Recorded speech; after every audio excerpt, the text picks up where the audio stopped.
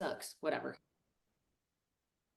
And here we are back on the Unfucking Leashed podcast. And last week was the first of the new series creating just epic conversations with incredible people. And yeah, it was pretty juicy and pretty spicy last week. And I don't know where this week's conversation is going to go. I have the fabulous Amy Taylor with me from New York. Hi, Amy. Hi. I can't wait I gotta listen. I've got your stuff queued up I haven't listened to last week, so I will be excited to hear it. So uh yeah, fabulous. I don't know.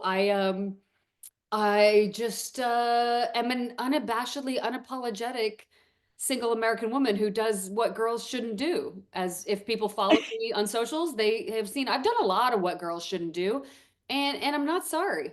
Um but some of it has been awesome and some has been less than awesome. I think being single, so I'm over 40, obviously. And being single in your over 40 years is wild because the people that you date are also in this period where a lot of us are pretty busy. We're in these working years, right? You're no longer in your teens and 20s with more free time but less money. You're also not that old yet, so you're still like having fun and fucking and doing things. But what makes me laugh is how much like work carves into it. So I had a date last week, and on the lead up to it, we were flirting and sexting as you do, as somebody I've known for ages.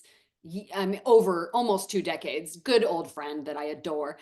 And we're talking about like gonna rock your world this and do all this, right? It's fun.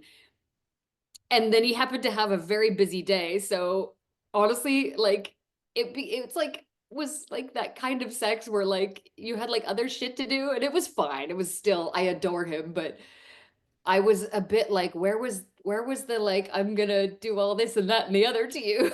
And don't fault him. He was suddenly in the middle of a lawsuit and a bunch of stuff and I like planned sex, but I also think sometimes as busy as we get, maybe like maybe we need to go back to like spontaneous stuff like it was in college.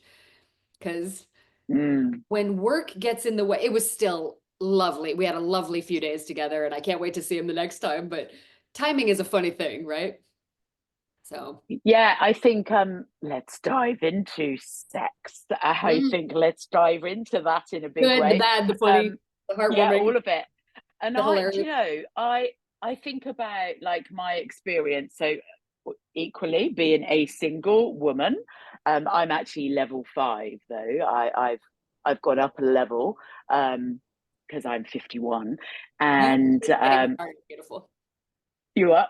You're just getting started, gorgeous. Don't worry. Oh, absolutely. It's like, hit level 5, and you feel like you've just minused about 25 years. Anyway, I have been single for 3.5 years, so have been on a wild journey.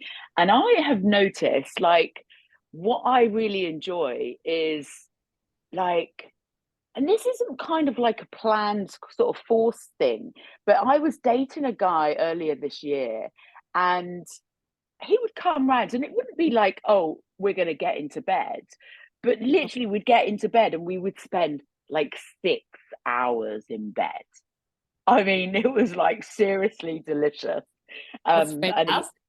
yeah, it was amazing. Like he had created this life of freedom, very similar to me. I don't buy into the whole work hard thing. So yeah, I can have that amount of time in bed with a man, and it's hot. That's lovely. Yeah, my life history, I tended to be attracted to successful men, not just because of the perks. Yes, private jets are great, yachts are great, all that stuff. The more decades go by that I've seen that, it's great, but normal life is great too. The thing I liked about successful men is they're super smart and interesting. And so like at dinner, the conversation is really great because they're doing stuff with their one precious life. But you're right, the 6 hours in bed, that's probably not gonna be the CEO type, which is, it's impossible to be both. We have 24 hours in a day, so it's fine.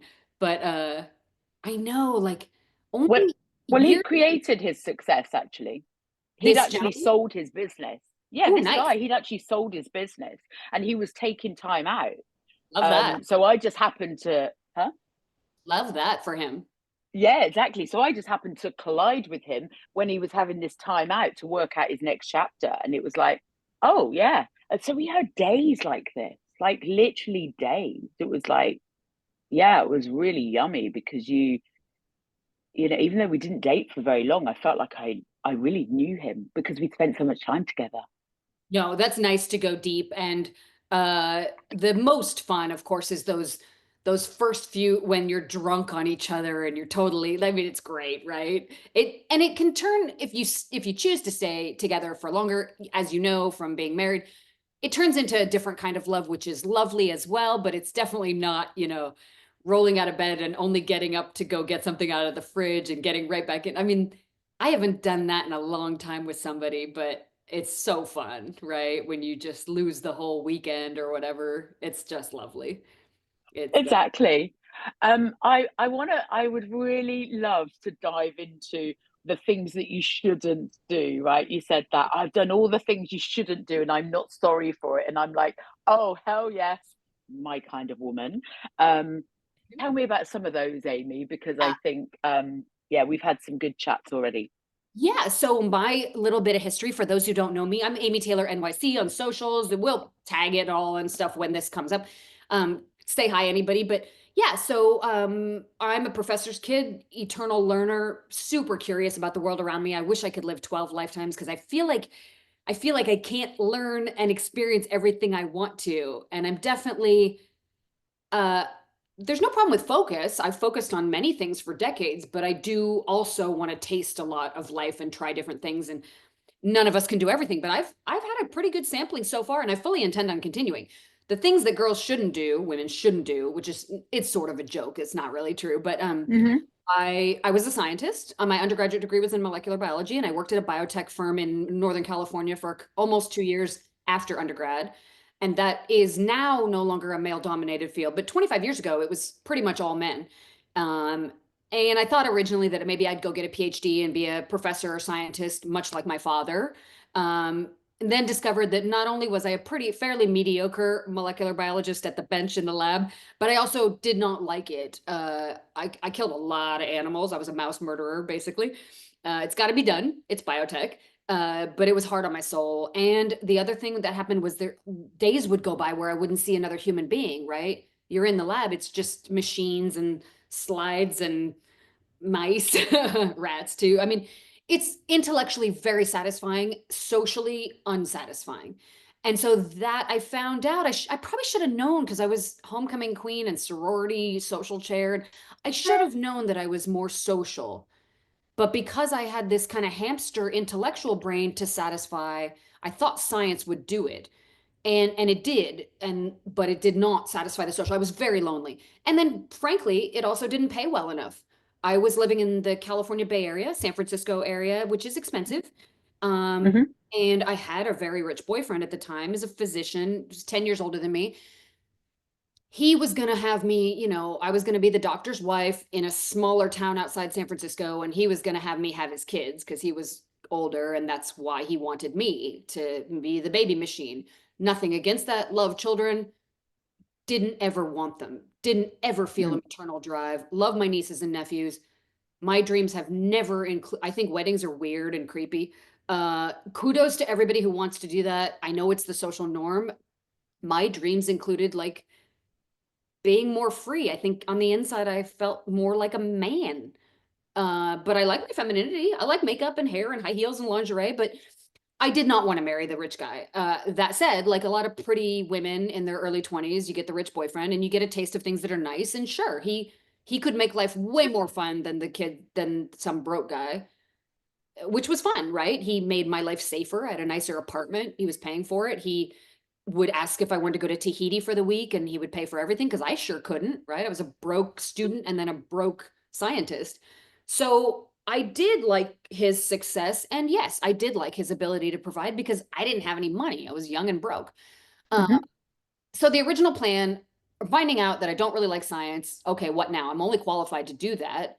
it is neat to do things that people were like, "Ooh, wow, you're a girl, a lady scientist." It was so sexist back then. Um, but I didn't want to do it. So he and I made a plan that I would go do MBA so I could pivot and go into business of some kind, at least have a ticket to be qualified for something else. Because when you have a degree in molecular biology, there's literally no other job you can really get. That's what you're qualified to do, and I didn't want to do it. So problem, right? So we decided I'm going to go down, get my business 2 year. It's a graduate degree, Master's of Business Association, typical ticket to open up other job possibilities. I didn't get in anywhere near where we lived, but I did get in about 500 miles away in Los Angeles. And I wanted to move there. Looking back, I did. I wanted sunshine, palm trees, pretty people. I think I wanted to move away from him. He was the first boy I ever slept with. I met him when I was 17. He was older. He was lovely, but a little controlling, not in a bad way. He loved me, but he was 10 and a half years older. So I think I wanted freedom looking back. I just don't think I knew how to articulate it. So I go there, we don't make it. He sleeps with somebody else. I find out I got a ticket to dump him. The problem was he yanked the financial rug underneath me. So I'm now in Los Angeles in graduate school. I've got no income. I've got negative income. I've got giant student bills. He took away my car. You can't live there without a car. It's a very spread out city. No public transportation, nothing. So what should I have done? I suppose I should have dropped out of my MBA program and gotten a job again in biotech somewhere there, or moved back home and lived with my parents. I don't know. I should have, but I didn't want to do that. So I had heard of being a high end companion from a sorority sister of mine a few years earlier. She probably sold it to me as too easy and too great. She was like, I just go into San Francisco and have dinner with some tech nerd, and I go home with a few $1,000. And yeah, sometimes I mess around with him. Most of the time I don't. Then nobody ever forces me. And I was like, dude, that seems amazing. That's what I'm doing for free with a rich boyfriend. I joke. Uh, she did not tell me about the underbelly and the less privileged part. She was a sorority sister of mine, very privileged from a rich family. So my impression of it was that it was always this elegant and this well mannered. And that is not the case. But I didn't know that at the time. So I figured I'm broke. I just ended a relationship, the only one I've ever had. I'm going to do that. And then I can finish grad Yeah. school. Then I'll have some income. I would kind of like to go out with a few successful guys, but I kind of don't want to be really serious with anybody because I've got a broken heart and I'm kind of mad. So this is perfect. Meet some guys, Mhm. maybe have some sex, maybe not. Get some money. Great. Win-win for everybody involved. So that's what I did. I set up shop and it was fabulous. First client was a billionaire. We saw each other for over 10 years. Saw a Hollywood agent who took me all over the world. I mean, it's actually really boring. It's literally just dating. It's the same thing everyone's doing on Tinder and Bumble and Match. The difference is the guys are more successful and the women are usually prettier and more amazing. I mean, high-end escorts are amazing women. They are beautiful and successful and sexy and smart. The really high end are spectacular women, and so are the men. Uh, but again, that's the very privileged end of it. But that was the end that I had the pleasure of being in. So it was just dating. No big deal. The only caveat was that the understanding is that these guys can dump you anytime they want. You cannot throw a tantrum, and they're probably not going to marry you. Although I do know many retired escorts who married their clients. I do. Lots. And some of them are 10 years in, they got kids or not. It's fine. But typically that's not what's going to happen. And you have to be okay with that. But for me, broken heart, mad at the old ex. Mhm. Oh, you don't want to marry me, sir? Fine. I don't want to marry Yeah. anybody. I want to finish grad school and I want to get a job and I want to make my own money and I want to buy my own apartment and I want to be free. So honestly, I was Mhm. perfectly cut out for it because the inside Yeah. man, like the male behavior in me of wanting freedom and my own empowerment, which shouldn't be assigned to men, but we call those traits masculine. We shouldn't, but we do. I was not looking for a ring and babies. So, I was perfectly cut out for what I was doing. I didn't get depressed if I mean, and everyone wanted to keep saying me, I'm nice, I like men, I'm romantic, I'm fun, I'm a great hang. Them wanting to see me again was never a problem. It was only whether I wanted to see them again or not. So I was very lucky. Right age, right location, right personality.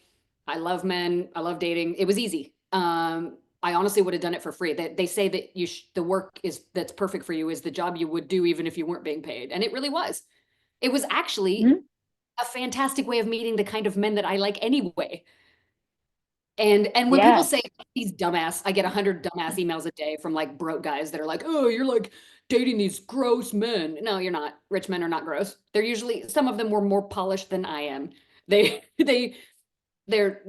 billionaires are not gross. I mean, people love to see that, but it's cope. There's this fantasy that women like me are dating these horrible men who abuse them, but it's totally not true almost ever.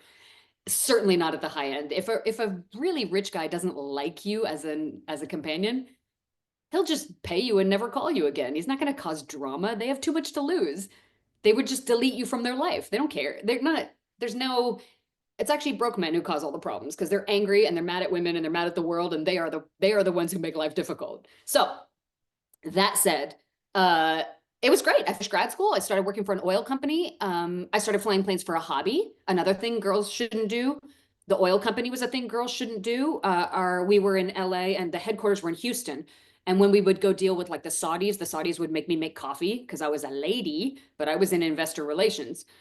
It would offend me greatly. However, I understand their culture is not America. And I made the coffee because we were trying to get deals done. So again, in a field of male gaze, just like biotech, um, and business school was mostly men. And then sex work was obviously the male gaze. My income was dependent on the approval of men. And then aviation, which I think it's in my blood. My mom's dad was a pilot. So the first time I flew a plane for a hobby, which is something people do out in the Southwest of America because the skies are very clear. And I had the money and it's super fun. The first time I did it, I was like, dude, this is for me. I love it so much. It's amazing. Um, and that field is also not very many women. Some guys get weird when you're a good looking female pilot and they get creepy, but most of them don't. But it did happen. I was fine with that. Who cares? And then the great so then a couple things happened. By now we're like into 2008, 2009, and things are great. I've bought myself a condo, I bought another rental.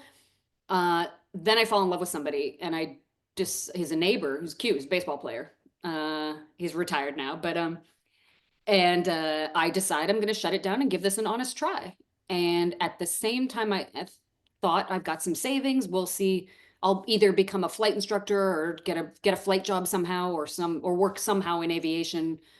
The oil company I had worked for, we took it public and sold the piece of it. I opted not to go to Houston and work with the company that bought us, largely because I just didn't want to live in Houston, Texas. Nothing against it, but it's not for me. So that was over, and I was about 30-ish, so it was the perfect time to be a mother, right? And I didn't really want to, but I didn't not want to, and he wanted it like most men want kids. Um, and I loved him. So I thought we'd give it an honest try. So I started shutting it all down. I was still running my pay site because, hey, free income from the photos I've taken. Uh, I've modeled part-time forever, and why not monetize them? When you live in LA, everybody's got a headshot, so everybody models. It's just kind of something people do. Uh, and then I got a stalker, and that was the part of being a high-end companion that I didn't see coming.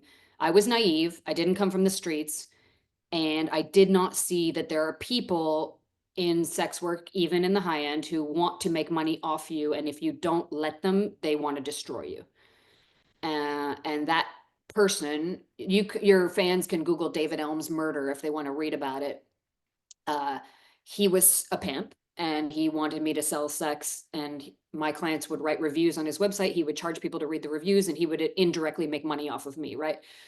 I'm not going to sell sex for anybody because it's illegal. I have sex only if I want to and when I want to. It's not because anybody gave me anything. Not only because it's illegal, but because I don't want to. And I certainly wasn't going to work with some crazy pimp.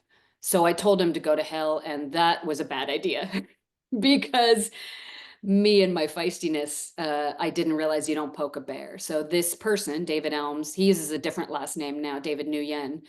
Uh, he outed me to the world for being a high-end companion, which I did not want people in my personal life to know. And it was awful. My family didn't speak to me for 2 years. The boyfriend, who he did know, but he needed it to stay private for he was retiring from baseball and had a corporate job in which shame of having a girlfriend and wife who had been an escort would have been bad for him. So he dumped me. I miscarried my unborn child and I lost my job. flying. So I was consumed with getting justice. I sued him and I won. Meanwhile, nothing to do. Great Recession is hitting 2009, 2010. Everybody's broke everywhere. I go to Arizona. I'm just flying every day. I decided to add some commercial instrument, multi-engine, and instructor tickets so that I could fly bigger, faster stuff more seriously. Also, because there was nothing to do in this recession, and I had lost my family and my kid and my boyfriend and my job. So I just flew every day for a couple of years. And that pimp that I sued, I won. He never showed up in court. So if you ever sue somebody, sue a crackhead pimp because they don't make their court dates. So it's very easy to win because they are unreliable people. um, so he, unfortunately, then he came to Phoenix and tried to kill me. They arrested him. They put him in jail, in prison for several years. He's out now. And those are the parts of the unabashed things I've chosen to do that I didn't see coming. And I was naive. My own sister said, you know, didn't you ever think that he might hurt us to get to you? And the truth is I had not thought of that. I had not. I didn't I don't think like people like that because I would never, right? Um Yeah. so I've now lost everything, but I've got more flight tickets. I get typed in the CRJ, but I never flew it because the recession. Um, I go teach flying in Vegas and then California, regroup my life together. Decide to keep seeing a couple of my old client friends because why not? I'm lonely. I like them. We have deep friendships by now of many years. I got nothing else to do. And hey, who doesn't want a little income, right? I had spent a lot of money suing this pimp and putting him in prison. Uh, and then I met somebody from Latin America. We had a wonderful almost 7 years, 6 years and some change together. We're still friendly. He lives elsewhere now. And then after that, another guy who was mostly in Los Angeles. We had a wonderful 5 years together. That just ended about a year and a half ago. And he was pretty mad at me for ending it. I had my reasons I did, but he's okay now because he's in love and I'm happy for him. And I then had a midlife crisis because again, the economy recovered, my savings went up. I decided to move to New York City, and that is simply because I wanted to. New York, and New York is every bit as fun as as I knew it would be. So here we are today. I still fly. I live in Yes. Paris and I live in New York City, and all's well. The crackhead pimp has cleaned up his life. I guess he's gotten sober. Victim Services in Arizona tells me where he is. So he, I guess, has cleaned up his life. Apparently, he's a father. I don't know him, but I pray for him that he will leave people alone. I hope he does. It looks like he wants to have a better life, and I hope he does. Uh, and so that's the story of doing many things that women shouldn't do. And I'm still doing that. I'm adding my rotorcraft rating, which, you know, I love it. I still get the looks from dudes about, ooh, lady pilot.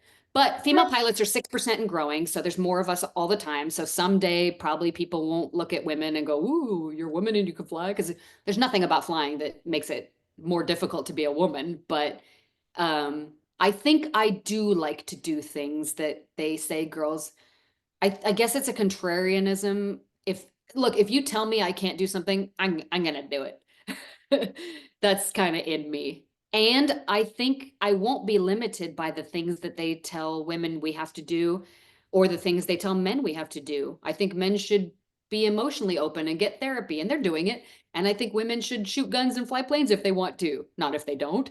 But I don't think gender roles are, I think they're idiotic. I don't think just because you've got a certain set of genitals that you can or cannot do a certain set of things. I agree. I agree. And I think just listening to your story, Amy, thank you for sharing all of that. It's like what I'm all about energetic alignment, right? And I love that, you know, you basically made all those choices because they felt right for you.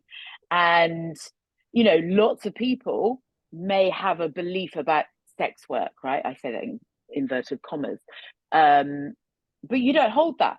And it's interesting. I had an interaction with a guy literally just before this call, actually, and he said something and it was a projection of a belief that he had, right? And immediately I saw it and I was like, well, I don't hold that belief at all.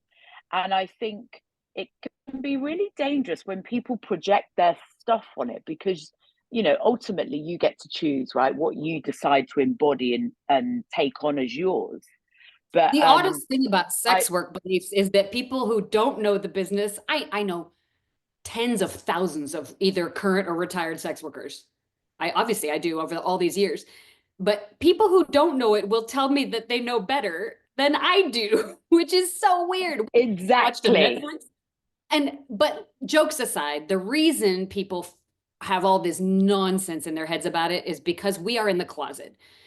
No, I know tens of thousands like me, they won't talk to you because they're not out. Like I got outed. I got nothing left to lose. I don't care what people think anymore. It's over. So I have to make lemonade with being out of the closet. So I will talk to you, but most 99% of them won't. So you have met them, but you all these people have met them. They just don't know it. It's the woman at the yoga studio or at Whole Foods. They don't know that she is one or was one.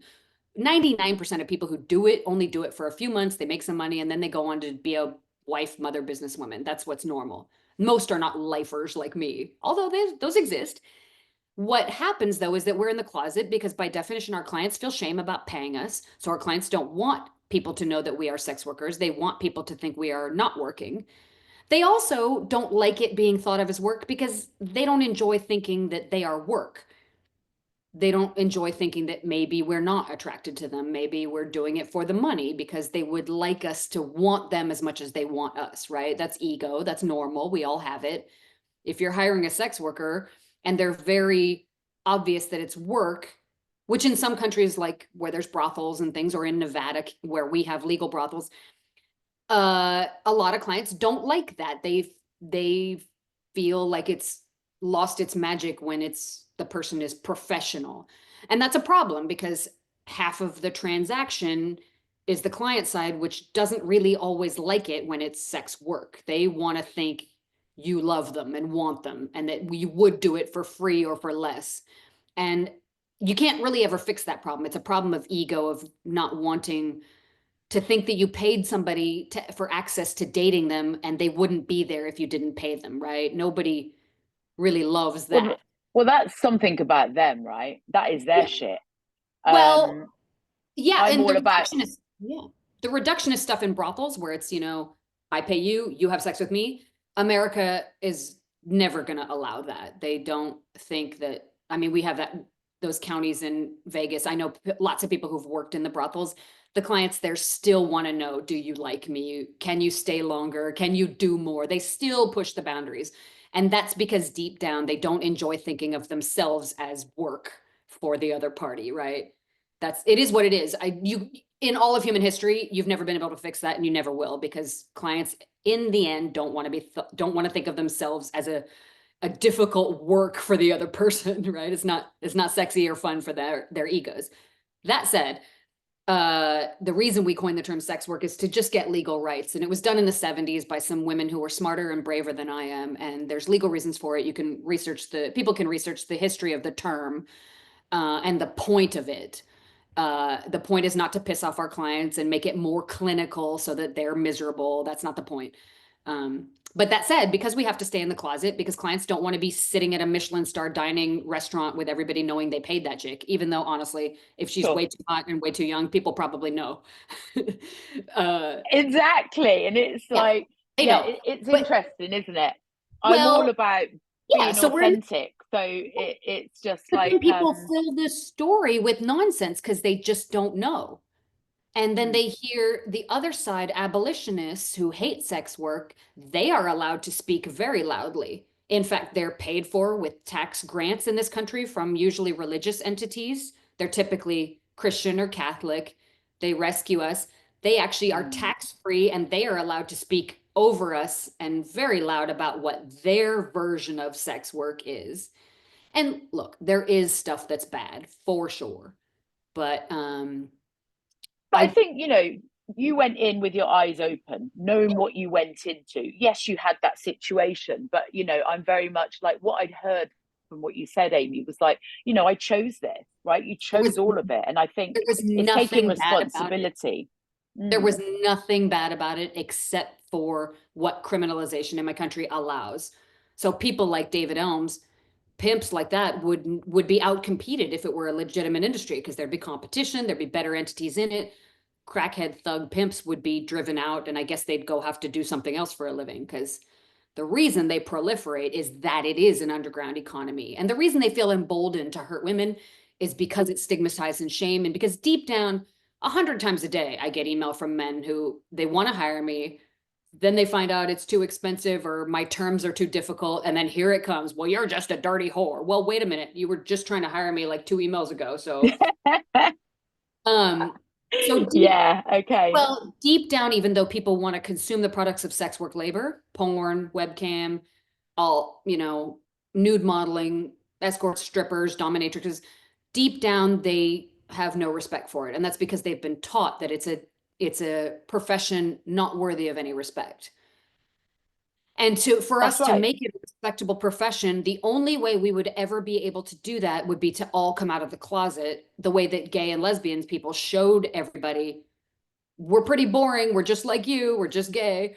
Uh, but we can't come out of the closet because when we do, our clients hate it.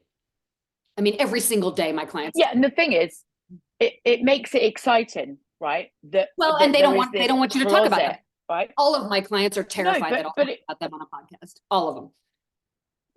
right, but also it makes it exciting. There'll be a thrill there for them, right? There'll be a thrill there for them. Um, They get there's an something adrenaline that they'll rush. be gaining, right? Yeah, exactly. They'll be gaining something, and that's why that's part of it as well, right? They also Because like like you the say, when you're more mysterious, like just a bunch of pictures online and you don't have any opinions or any emotions, they can ascribe onto you whatever they wish you were. A lot of clients find it irritating to find out that you have political beliefs, religious beliefs, a family, kids. They don't really, it's like the stripper. A lot of guys, when they go to a strip club, they'll be nice and chat with her, but they don't really care who she is as a human. They're there to have a hot chick look good and dance on them. And that's fine. They're a consumer. They're paying for a service. Um, yep, High-end clients yep. tended to want to get to know you. Like my clients, we'd travel all over the world together. We'd spend 2 weeks in the Maldives scuba diving or skiing in Aspen for a week. Obviously, they do get to know more of the real you because you spend that kind of time together. Nobody's that good of an actress, but you definitely curate. I mean, my last main client of several years, I pretended to be much more politically conservative than I was. I was lying.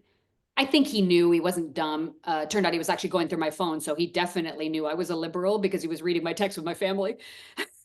um, but I definitely, you're just being polite because it's work, right? So when they say some dumb shit you disagree with, you just, but everybody does that at work. When you go to Starbucks, they're nice to you because they want money, right? So, and I didn't mind. I would not have subjugated anything about my authenticity that would have harmed me. But I understand when you are at work and you're being paid, there is a certain, servile aspect to it. You are a service provider. And if you can't even be of service, then you're not going to make much money, right? I mean, nobody would go to the Starbucks barista if she was nasty to them every time they went, right? So, and it's just generally good manner. Well, I yeah. was, Well, you just chose to behave in that way to it's not a be, big deal. because that's what you believe that you needed to be for them, right? I was a debutante. I was a sorority girl. I was in cotillion. Like I went to etiquette school. Like I like good manners. I think they serve a purpose in society. Manners are the glue that holds society together. Authenticity is important, but I guess I'm old, but I think this era of everybody being awful to each other online about their opinions, I don't think it's that helpful. It doesn't change anybody's mind. Again, you do want to be authentic, but you also don't want to be offensive. There is a place for good manners. And I I made think delivery is everything, right? sure, Delivery is you're right. everything, and I think you know for me, I won't agree with something if it energetically doesn't feel right. Because at the end of the day, I'm just hurting myself. But yeah, I agree. It needs to be how you deliver that is, and language is important, right? But people feel energy behind words. That is If it, you're and that's leading with kindness, you can never go too wrong. As a person who loves learning, I liked very much to meet people who were different from myself in their opinions and their lives, to pick and choose what I wanted to learn. And yes, I met some people who were, I was like, okay, and see, we're have a nice life, right? Which is fine. It was probably mutual. Um, but I think everybody has something to teach you in Oh, terms of for people. sure. They're a mirror, always. Some of the people who energetically made me feel bad, not bad, that's too strong of a word, feel some kind of way. Typically, those were cultural differences. So I met people from all over the world of all races, religions, cultures. A lot of times when you can't relate to somebody, it's your own bias. So before I lived in New York, I would find the two or three New Yorkers I met too fast and too nervous compared to Californians where I was living. Now that I live in New York, I'm able to see that that's totally normal here. The speed with which they just walk and move is different. It's not wrong, but I used to think, my God, why are you so fucking neurotic? And it was simply because I was not from New York. They probably thought I was too slow and Uh, lazy. So nobody's wrong, but they did make me kind of no. feel. I remember leaving this client. I actually kind of stopped seeing him years ago because he made me Mm. too nervous. There was nothing wrong with him. He was just such a New Yorker. He would bark. He was too loud for me. And he's not wrong. I wasn't wrong. I was just No.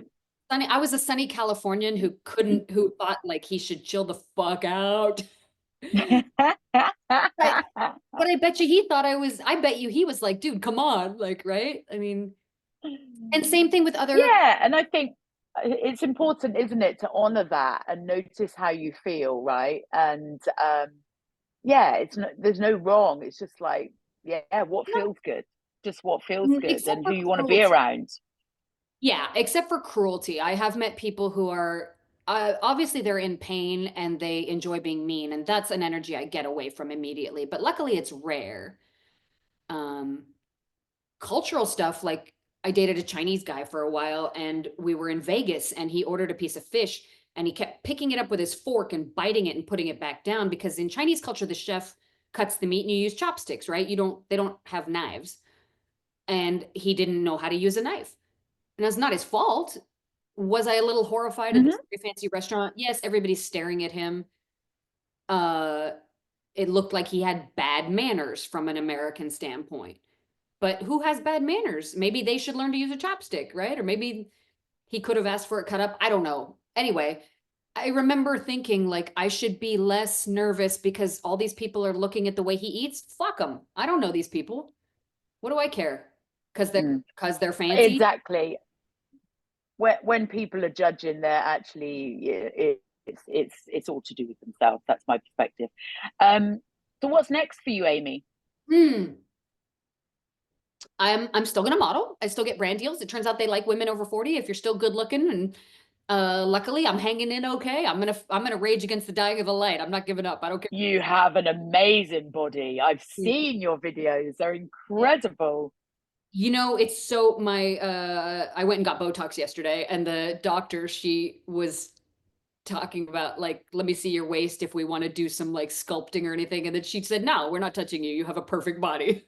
I was like, thanks. I mean, a lot of True. it's genetics. My father is still very good looking as an old man, and he modeled as a youth. He's been stunning his whole life. And his two sisters were professional ballet dancers. They're long and lithe, and they're still beautiful even as old ladies. I think a lot of it's genetics, but I did do lipo. I did get a boob job.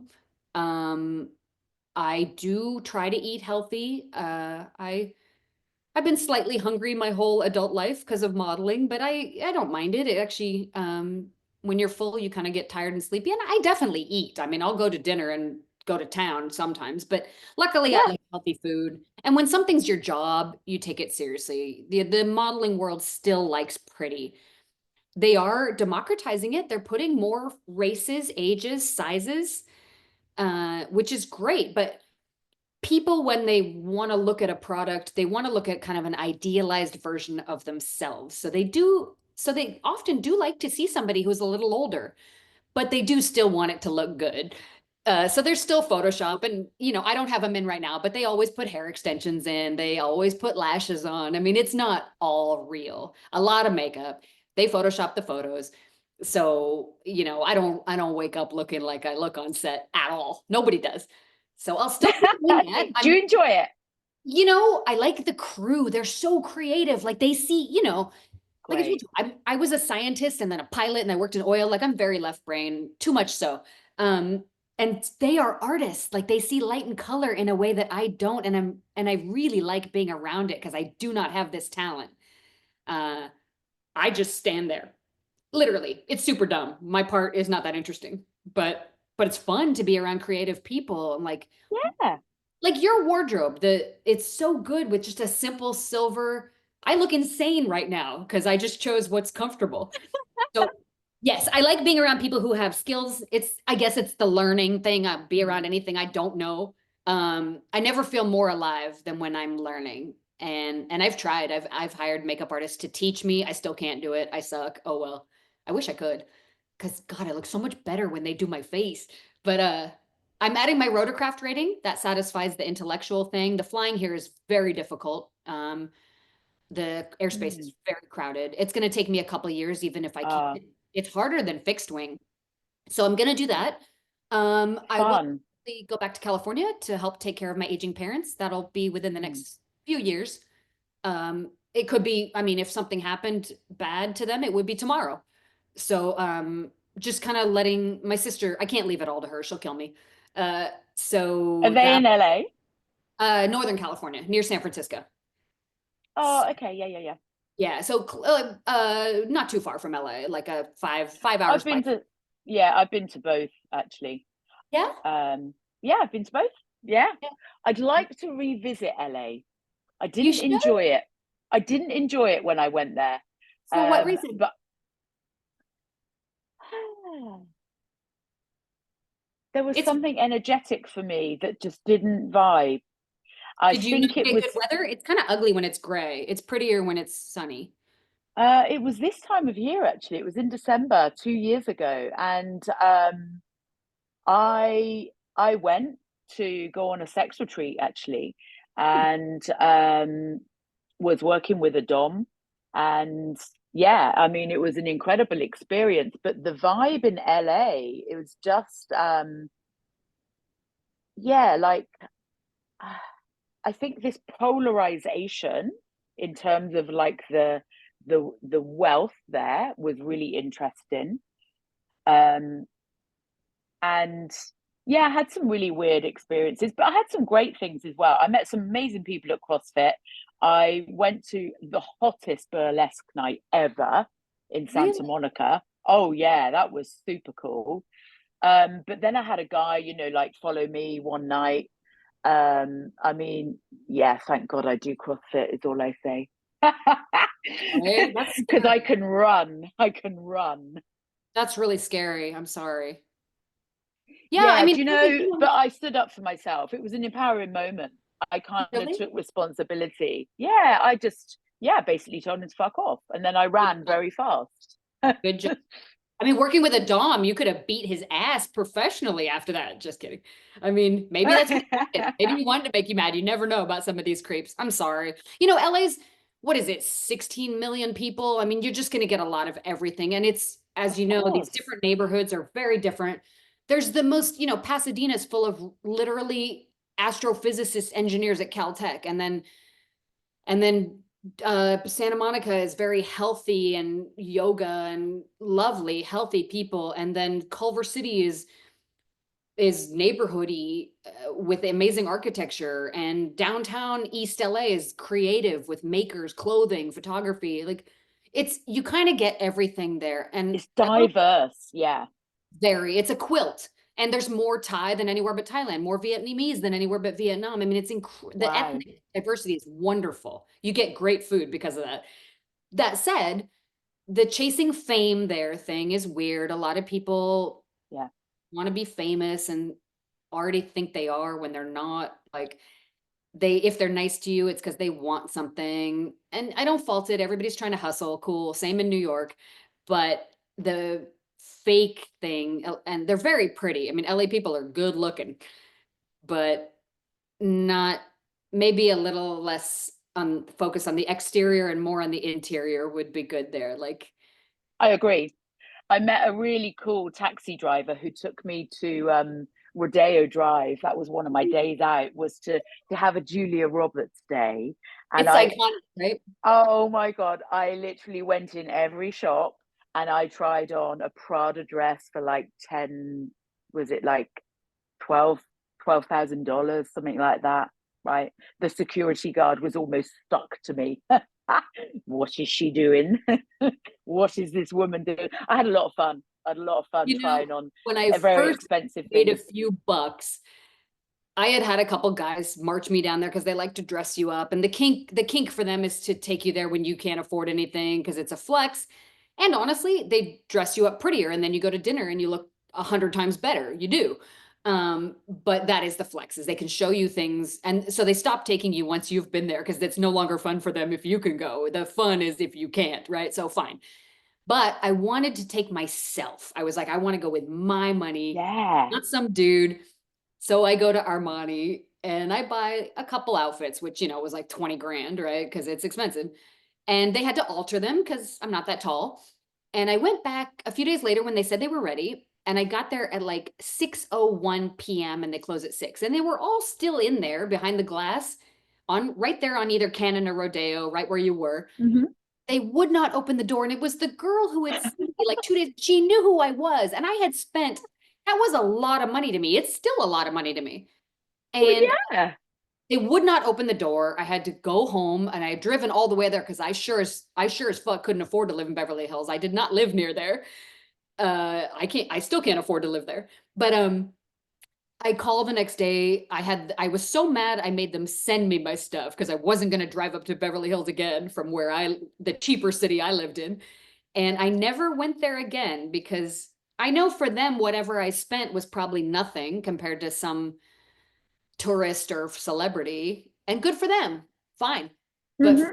me, it was like I Mm. wanted to have that experience of like me shopping, and I Yeah, that did that. service. Well, they probably had my address and realized I wasn't that rich and probably were like, to hell with her. And I wore those Oh, that clothes for years though. They were great clothes. it's really, oh, good. I love that. But yeah, I think that's an interesting thing, isn't it? There's a jewelry shop in my town that I go to and try on. There's a ring that I really like that's £27,000. Somebody, hey Not, guys, watch this. You go buy her that ring. Somebody buy it. yes, listen to this story. So I go in there and I just enjoy. They just like, what would you like to try today? And they get out all the things that I've got my eyes on, and let me try on the ring. And there's no judgment about whether I've got £27,000 to spend on that. It's just like, yeah, have a play. What would you like to play with? And Oh, it's like, that's I love the experience. It's like, it's so, yeah, it's so lovely. And I did get that feel when I was on Rodeo Drive, almost like, I mean, I was dressed like, just totally for that day, And completely. you're But beautiful. They're stupid because if you took photos and tagged them, it would be great PR for them. So they should be oh yes, like, they should just exactly. ask you, But there like, was this like, watching, this kind of watching kind of vibe. And yeah, I get it. There's things that are expensive, but I mean, you can't run out the door with it. It's got a tag on of course. it. Yeah, the LA, like, I was always intimidated in Beverly Hills. I went there for everything aesthetic. I went to Beverly Hills for my hair, my teeth, my skin, because they do a great job. I mean, they keep you beautiful. And so I would squirrel away my money and I would spend twice as much to get things done there because it made me prettier and then I made more money. Even though I could never live there. What I learned though, like, half the people in Beverly Hills are broke. They are broke. You wouldn't know it by looking at them, but like I had plastic surgery and I went to one of the recovery hotels there for a night because I didn't have anybody to take care of me. I live alone. So you can add that on and you stay in a hotel room and they have a nurse that like helps, feeds you soup and gives you your meds. And then the next day or two, you can go home because you're fine.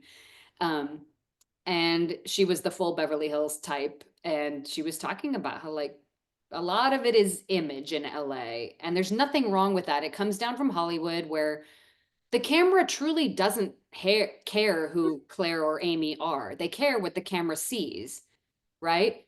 You're blonde, they'd probably cast you as the heroine, and they'd cast me as the villain because I'm brunette, or maybe not with that black jacket. You could be like the Bond girl spy right now. But camera, look, it's showbiz. Camera doesn't care who you are. Camera cares what camera sees, and that's fine. But that culture in LA is a little bit about only the exterior, and Mm. sometimes that can give you bad vibes. Yeah, So exactly. I I don't think know. that's probably what I was feeling, to be honest. There were lots of things, but yeah. So there's a lot of Um traffic and it's brown and dusty, and I mean, but yeah, maybe give it another try. And I what neighborhood I you staying want in? to go back.